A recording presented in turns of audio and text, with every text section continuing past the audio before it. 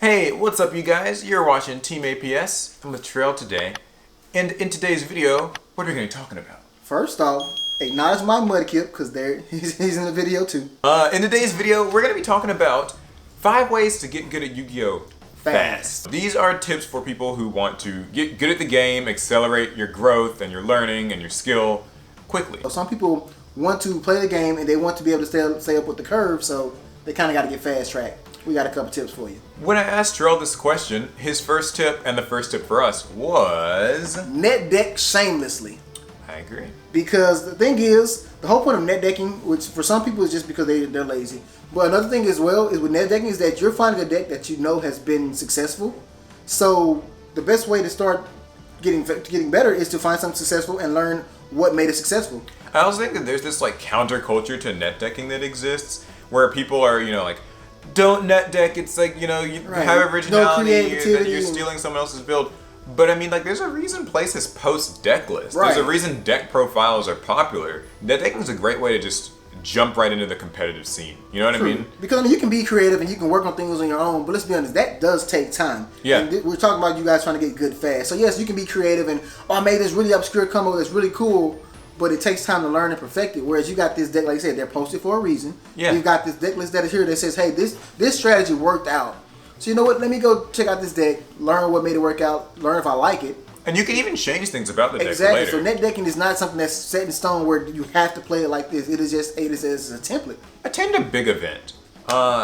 Fast. You know what I mean? Like, I think a lot of people will go to locals every week or just play with their friends every week and get almost like stuck in this bit of a rut where like you're going to locals all the time and you kind of get used to the culture there and you always go X3 in your 4-round tournament or whatever, and you just start to think that that's like all Yu-Gi-Oh is. And sometimes, sometimes you don't even go X3. Sometimes you win, and it puts you in that false sense of security that you're just that good.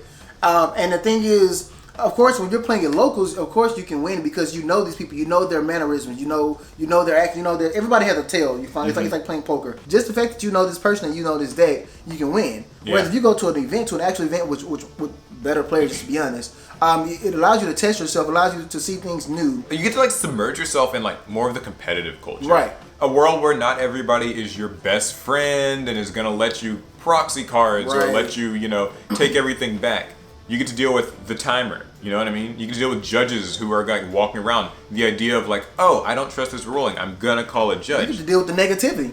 I mean, those things matter in the gameplay. All of them do. It's good to be exposed to that, so you to be aware of get into the habit of like shuffling your opponent's deck every time they, like search for cards and watching how many cards are in their hand, that type of stuff. I think when you stay at locals too much, you can kind of just get used to people and everyone's your friend. At some point, your friends are only so good. It's not saying anybody's friends suck, but it's just that your friends are only so good. So you can't really determine how good you are if you're playing that same person over and over. Like I said, sometimes maybe you're just better than your friends. So definitely, I'm not saying you have to go to every regional every single week, although that is great if you can.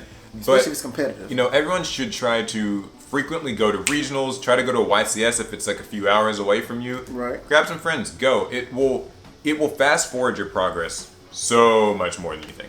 You have to invest in the game. The game to an extent is pay to play. And it's hard. It sucks to say that, but let's be honest. Some cards are just good. Some cards, there's just no substitute for those cards. These are staple cards that, if you think about it in the game, there's any other card in the game that comes close to doing what that card does for you. Yes, there's substitutes, there's things that you can use in its place, but they're never really quite as good for what you need.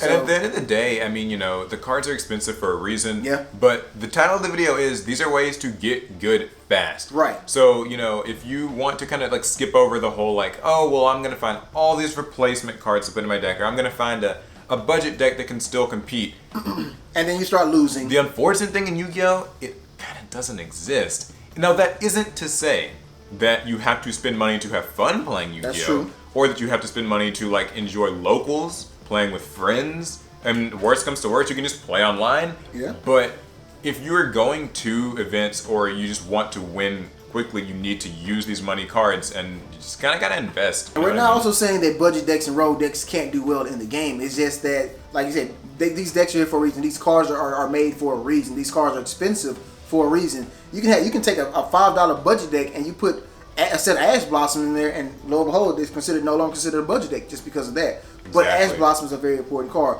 Droll and Lockbirds are rare, and it was almost a $20 card, and it was still considered a very important card for the deck. So you can play Rogue, but you still got to put something in there that actually helps you combat the meta. Use Wygo Pro. Think about it this way. Wygo Pro is a free resource. Free. Where you have access to every single card in the game. Can I just say the word free doesn't really exist in Yu-Gi-Oh! So that's actually a really good thing. Free does not exist in Yu-Gi-Oh! Free otherwise does not exist in Yu-Gi-Oh! So that's actually a really good tool if it's free 99. If you've got Wygo Pro and you've got all these cards, there's no reason not to build every single, relevant meta deck. Play it. It doesn't matter if you don't think you're going to like playing Altergeist or Trickstars or whatever annoying thing. The thing is, you can build it, you can play it, you can get exposed to it, and if there's one place where it's okay to make mistakes, it's online on Wygo Pro. And it's also another reason that it's good, is like I say, obviously it's online, so it makes it great because it also helps you. It kind of goes into place with the invest in the game thing.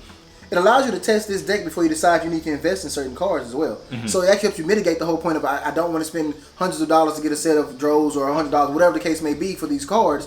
Let me test it online. Once I get it down packed, maybe I didn't need that card after all. Yeah, so it kind of helps you out in that case, and you're still learning as you do it. Here in maybe the last month and a half, I'm on Yu-Gi-Oh! Pro just about daily now, just because I'm practicing and I'm trying to hone my crafts and get better with the decks. What is your username? Typically my name is Trail APS. Yeah. So if you guys see Trail APS, it's probably me. Usually, a lot of people, they don't believe it is me, so they ask me some weird question or whatever that I have to answer. But yeah, usually if you see Trail APS, it's probably me online. So and my name changes every week. Come holler. If you see me, come holler at me. But don't rage quit. And the last tip is to just kind of stick to the game that's in front of you. Focus on what's in front of you. Play the game in front of you. Don't be one of those people, just like Yu-Gi-Oh! Pro. Don't be one of those people that's on Yu-Gi-Oh! Pro that's testing Crystal Beast from 2010 and you're trying to get good at the game now. Like I said, the name of this video is how to get good fast. Playing Crystal Beast from 2010 or whatever isn't how you get good, and then you're complaining why you don't know about certain matchups. So play with what's in there. Play with what the current meta is, what the current big cards are, what the current crazy combos are. Learn what those are. Be prepared for those in all instances. And by extension, also, don't focus too far ahead into the OCG. Yeah. It is very good to play new decks before they come out and kind of be prepared and know what they do.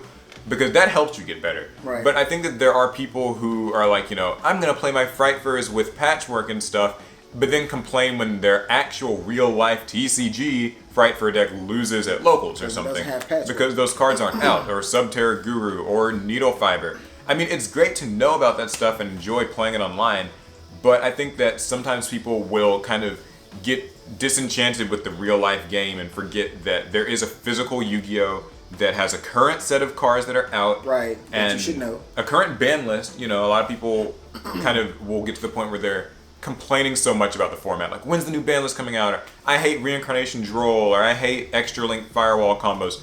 But that's what the game is. Right. So you kind of just have to you can save a lot of time by ignoring all the complaining about it and just figure out how to beat it. You'll get a lot further, I think, doing that than you will just ranting online about how these cards need to be banned. This is dumb. I want to play against it. I quit the game before this. I hear that all the time, and I know a lot of times when I play online, the thing that goes with that is just people will be playing so far ahead in the game, OCG, cards that we haven't gotten yet, that they have no idea what my cards do, and I'll be playing something very simple. I was playing. It's been out for years. Yeah, actually, I was playing Mech Knights the other day, and they didn't know what my Link Monster did. They didn't know what Morningstar did, because he couldn't kill it. He just didn't know why he couldn't kill it, and he was just totally upset. And which is weird, he was playing Thunder Dragons, but whatever. But he just couldn't kill it, and he just didn't understand why. And he's like, it's a stupid card. Because my card is so broken and unbeatable, obviously. But yeah, so I mean, just play the game that's kind of in front of you. Don't focus too much on the future or the past or what the ban list ought to be. Definitely not the past. It's just, you kind of got to look forward. You know what I mean? Always forward, never back. Complaining doesn't do anything about it. Get good fast. Those are the 5 tips that we have. 5 ways to hop into Yu-Gi-Oh! And rapidly improve, kind of get all the BS out of the way and just get better at the game. You know what I mean? Oh yeah, and quit your girlfriends and your wives too. You can't have all those distractions in your life. Yeah. Yu-Gi-Oh! Social life. Right. You know Sleep, what I'm saying? Pick 2. So, that's the video. Hopefully you guys enjoyed it. If you did, give us a thumbs up. And what else would you recommend? Right. Not complaints, what would you recommend for somebody that's trying to get good at the game fast? Yes. So, in phase, got a couple of reminders for you guys. We will be at YCS Columbus 2018 everybody from Team APS. Hopefully, maybe. That's the way how it's looking. Except one person who knows who he is.